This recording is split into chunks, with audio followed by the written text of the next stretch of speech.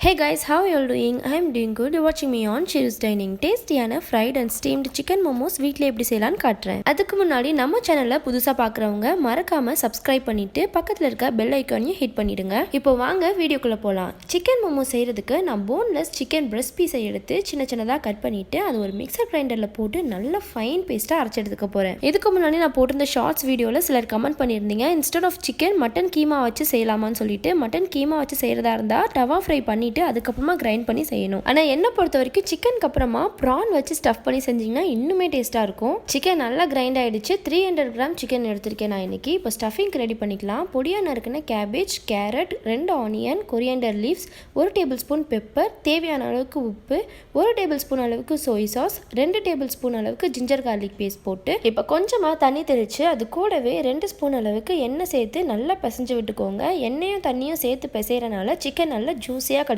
நீங்க ப்ரான் வச்சு செஞ்சாலுமே இதே ப்ராசஸ் தான். Vegetables optional. நீங்க வேணும்னா கொஞ்சமா ஆட் பண்ணிக்கோங்க, இல்லாட்டி ஸ்கிப் பண்ணிடுங்க. வெஜிடபிள்ஸ் ரொம்ப அதிகமாக சேர்த்தீங்கன்னா ப்ரானோட ஃப்ளேவர் டோட்டலாக டவுன் ஆயிடும். சிக்கன் மோமோஸ் செய்யறதுக்கு தேவையான ஸ்டஃபிங் ரெடி ஆயிடுச்சு. இது ஓரமாக இருக்கட்டும். இப்போ மோமோஸ் செய்யறதுக்கு மாவு பிசைஞ்சுக்கலாம். மைதா மாவு 1 கப் எடுத்துக்கிறேன். இதுக்கு தேவையான அளவுக்கு உப்பு சேர்த்துட்டு கொஞ்சமா கிளறி விட்டுட்டு கொஞ்சமா தண்ணி தெளிச்சு சாஃப்ட் டோவா பிணைஞ்சு எடுத்துக்கலாம். இன்ஷால்லா ப்ரான் வச்சு எப்படி செய்யணுங்கிற வீடியோவும் நம்ம சேனல்ல கூடிய சீக்கிரத்தில் போடுறேன். அந்த வீடியோலாம் நீங்க மிஸ் பண்ணாம பார்க்கணும்னா நம்ம ஷீரூஸ் டைனிங் சேனலை சப்ஸ்கிரைப் பண்ணிக்கோங்க. நல்லா சாஃப்ட் டோவா பிணைஞ்சு எடுத்தாச்சு. இப்போ இது ஒரு 1/2 மணி நேரத்துக்கு நல்லா ஊறட்டும். நல்லா ஊறினதுக்கு அப்புறமா நம்ம திருப்பி ஒரு வாட்டி நீட் பண்ணி மோமோஸ் செய்யறதுக்கு தேவையான மாதிரி ரோல் பண்ணி எடுத்துக்கலாம். நான் என்னோட ஸ்டைல்ல மோமோஸ்க்கு எப்பயும் மாவு எப்படி தேய்ப்பேங்கிறத காட்டுறேன். நீங்களும் இப்படி செஞ்சீங்கன்னா சீக்கிரமா மோமோஸ் செஞ்சு முடிச்சிடலாம். ஒரு பெரிய பால் அளவுக்கு மாவு எடுத்துக்கோங்க. இப்போ ரோலிங் பின் வச்சு நல்ல ஃபிளாட்டா எவ்வளோ பெருசா தேய்க்க முடியுமோ அவ்வளோ பெருசா மாவை தேய்ச்சிக்கோங்க. இந்த மாதிரி பெருசா ஃபிளாட்டா மாவு தேய்ச்சதுக்கு அப்புறமா மீடியம் சைஸ்ல ரவுண்ட் ஷேப்ல இருக்கிற மூடி இல்லாட்டி ஏதாச்சும் ஒரு கட்டர் வச்சு மோமோஸ்க்கான ஷீட்டை ரெடி பண்ணி வச்சுக்கோங்க.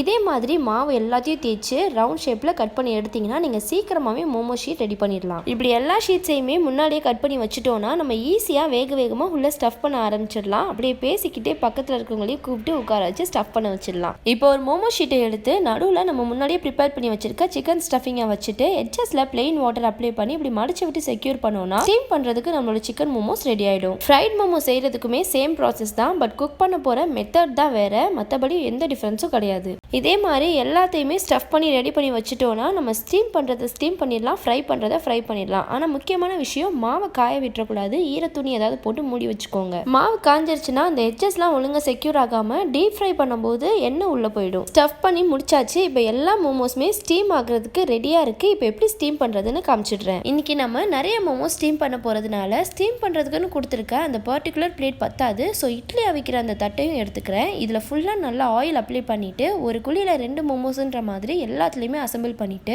தண்ணி நல்லா கொதிச்சு வரவும் உள்ளே வச்சு ஒரு 25 மினிட்ஸ்க்கு மீடியம் ஹீட்டில் ஸ்டீம் பண்ணி எடுத்தோன்னா ஸ்டீம்டு சிக்கன் மோமோஸ் தயார். நெக்ஸ்ட் நம்ம ஃப்ரைட் சிக்கன் மோமோஸ் எப்படி செய்யறதுங்கிறத பார்த்துடலாம். அதுக்கு ஒரு கடாயை ஸ்டவ்வில் வச்சு கடாய் நல்லா ஹீட் ஆனதும் ஆயில் ஊற்றி எண்ணெய் நல்லா ஹீட் ஆனதும் நம்ம முன்னாடியே ஸ்டஃப் பண்ணி ரெடி பண்ணி வச்சிருந்த மோமோஸ் எல்லாத்தையும் 1 by 1 பொறுமையாக எண்ணெயில் சேர்த்துடணும். இப்போ இது ஒரு 10 நிமிஷத்துக்கு மீடியம் ஹீட்லேயே வச்சு பொறுமையாக ஃப்ரை பண்ணணும். மெதுவாக கோல்டன் ப்ரௌன் கலர்ல மாறும். உள்ள இருக்க ஸ்டஃபிங்ஸும் அப்பதான் நல்லா வேகும். மோமோஸும் நல்லா ரொம்ப நேரத்துக்கு கிரன்ச்சியா இருக்கும். பாருங்க நல்லா கிரன்ச்சியா ஸ்டிஃபா மொறுன்னு கோல்டன் ப்ரௌன் கலர்ல ஆயிடுச்சு. இப்போ நம்மளோட ஃப்ரைட் சிக்கன் மோமோஸும் தயார். இதை நம்ம இப்போ சர்வ் பண்ணிடலாம். இந்த மோமோஸ் சட்னியோட வச்சு சாப்பிடும்போது அற்புதமா இருக்கும். ஒருவேளை உங்களுக்கு மோமோஸ் சட்னி செய்ய தெரியாதுன்னா கவலையே வேண்டாம். நம்ம சேனல்ல ஆல்ரெடி அதோட வீடியோவும் போட்டிருக்கோம். டிஸ்கிரிப்ஷன்லயும் லிங்க் கொடுக்குறேன். போய் செக் பண்ணி பார்த்துட்டு மோமோஸ் சட்னியோட சேர்த்து வச்சு சாப்பிட்டு என்ஜாய் பண்ணுங்க. ஸோ இந்த வீடியோ உங்களுக்கு ரொம்ப பிடிச்சிருக்குன்னு நினைக்கிறேன். பிடிச்சிருந்துச்சுன்னா மறக்காம இந்த வீடியோக்கு ஒரு லைக் கொடுத்துட்டு உங்க ஃப்ரெண்ட்ஸ் அண்ட் ஃபேமிலிஸ்க்கும் ஷேர் பண்ணி விட்டுருங்க.